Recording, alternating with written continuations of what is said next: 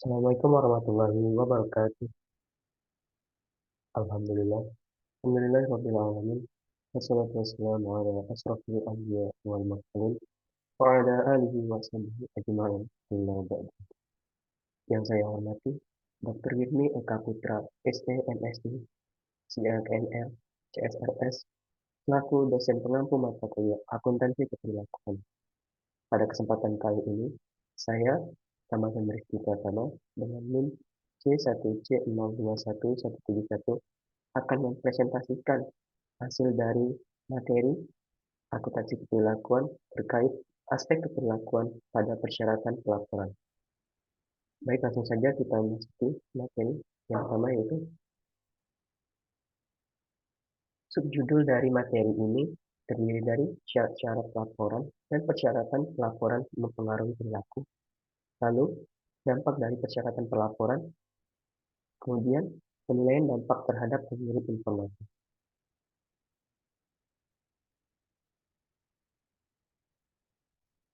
Syarat-syarat pelaporan. Dunia saat ini penuh dengan persyaratan untuk melaporkan informasi kepada orang lain tentang siapa atau apa kita ini. Bagaimana kita menjalani hidup kita, bagaimana kita mengerjakan pekerjaan kita, bagaimana keadaan dari orang dan benda untuk mana kita bertanggung jawab, dan seterusnya. Hal-hal ini pada umumnya disebut sebagai persyaratan pelaporan, meskipun beberapa di antaranya tidak mungkin dipaksakan. Intisari dari proses akuntansi adalah komunikasi atas informasi yang memiliki implikasi keuangan ataupun manajemen. Karena pengumpulan dan pelaporan informasi mengkonsumsi sumber daya, biasanya hal tersebut tidak dilakukan secara sukarela, kecuali pelapor yakin bahwa hal ini akan mempengaruhi si penerima untuk berperilaku sebagaimana yang diinginkan oleh pelapor. Bagaimana sih persyaratan pelaporan mempengaruhi perilaku? Persyaratan pelaporan dapat mempengaruhi perilaku pelapor dalam beberapa cara. Bentuk lain dari pengukuran yang digunakan dalam organisasi seperti audit dan pengamatan langsung juga memiliki banyak dampak yang sama terhadap persyaratan pelaporan, selain dampak spesifikasinya sendiri.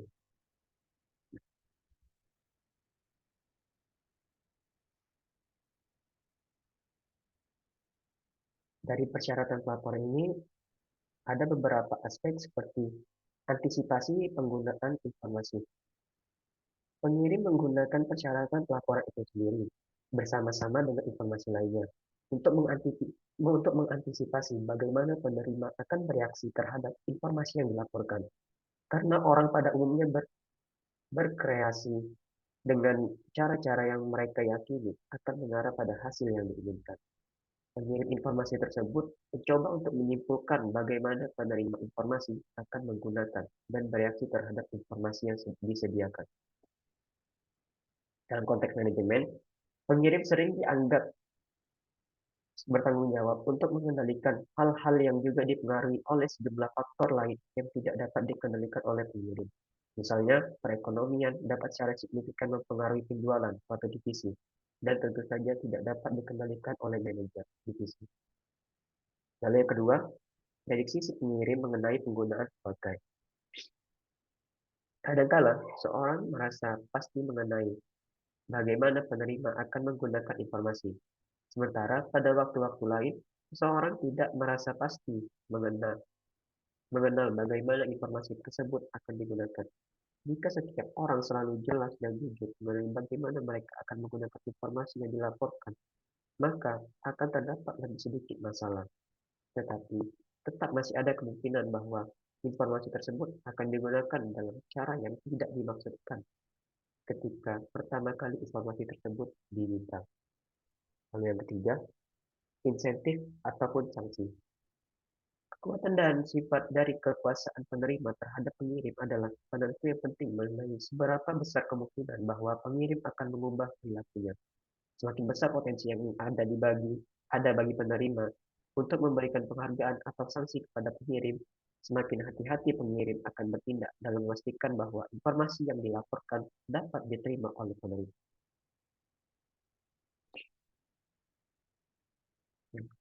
Yang keempat, penentuan waktu. Waktu adalah faktor penting dalam menentukan apakah persyaratan pelaporan akan menyebabkan perubahan dalam perilaku pengirim atau tidak.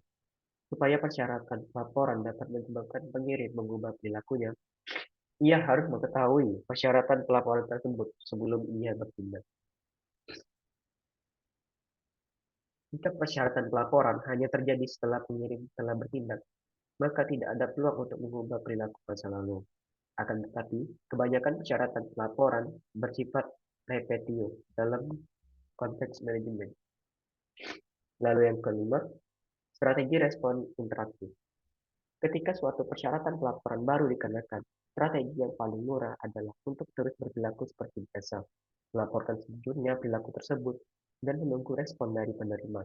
Jika tidak ada respon, maka strategi tersebut dapat diteruskan. Yang keenam, pengaruh perhatian. Dampak pengarahkan perhatian dapat dianggap sebagai dampak dari pencatatan dan bukannya dampak dari pelaporan informasi, karena dampak tersebut timbul dari kepentingan pengirim itu sendiri dan tidak bergantung pada informasi yang dilaporkan kepada siapapun. Dampak dari persyaratan pelaporan.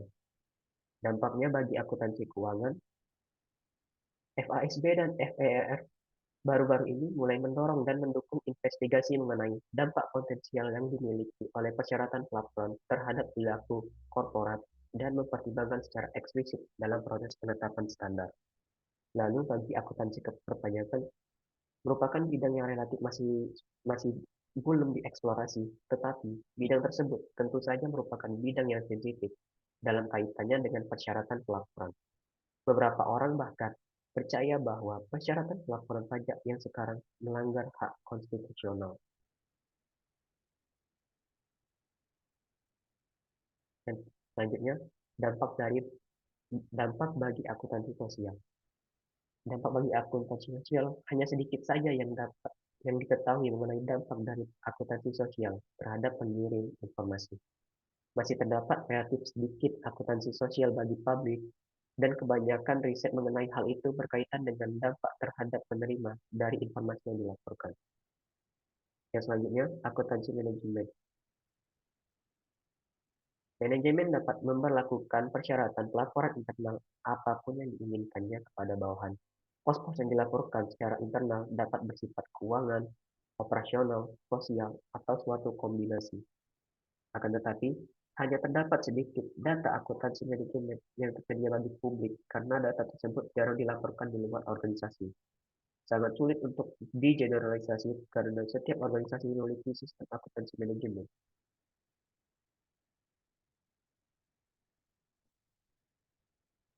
Penilaian dampak terhadap pengirim informasi.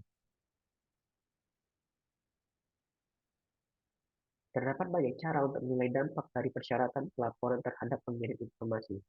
Yang paling tersedia adalah pengambilan keputusan deduktif, yang melibatkan pemikiran secara hati-hati mengenai bagaimana persyaratan pelaporan akan berinteraksi dengan kekuatan-kekuatan manajer. Teknik ini sebaiknya selalu digunakan sebelum memperlakukan suatu persyaratan. Metode lain adalah dengan menanyakan kepada para pelapor mengenai perilaku mereka. Suatu cara formal untuk melakukan hal ini adalah dengan survei yang terdiri atas pertanyaan-pertanyaan sempit dengan kemungkinan tanggapan yang ditentukan. Pertanyaan-pertanyaan luas dengan kemungkinan jawaban yang terbuka, atau atas gabungan dari keduanya.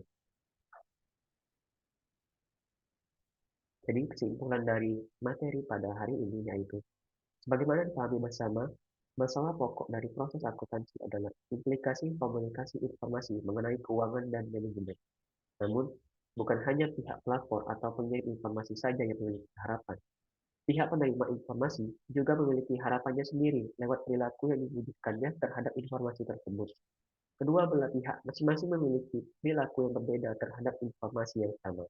Dengan demikian, untuk mencapai efektivitas komunikasi, pihak penerima informasi harus menyadari perilaku dari pihak pengirim informasi karena pihak pengirim informasi dapat bertindak disfungsional terhadap informasi yang signifikan. Oleh karena itu, bentuk laporan yang menjadi bagian dari rangkaian komunikasi perlu ditinjau manakala membawa dampak negatif bagi proses komunikasi. Sekian, sekian pemaparan materi dari saya. Apabila terdapat kesalahan kata, saya mohon maaf. Saya akhiri. Wassalamualaikum warahmatullahi wabarakatuh.